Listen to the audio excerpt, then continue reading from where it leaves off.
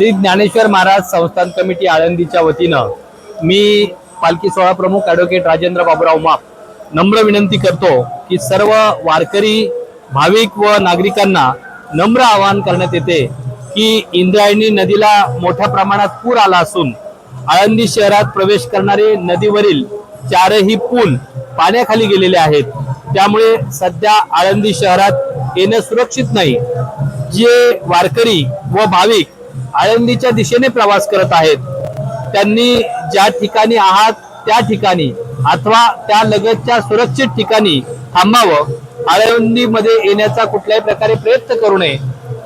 या ठिकाणी पुराची परिस्थिती पाहता आळंदी देवस्थाननं योग्य त्या सर्व दक्षता घेतलेल्या आहेत। महसूल प्रशासन असेल, पोलीस प्रशासन असेल, भाविक भक्त असेल, यांना नम्र आवाहन करण्यात येत आहे की आपण ज्या ठिकाणी असाल त्या ठिकाणी सुरक्षित थांबावं।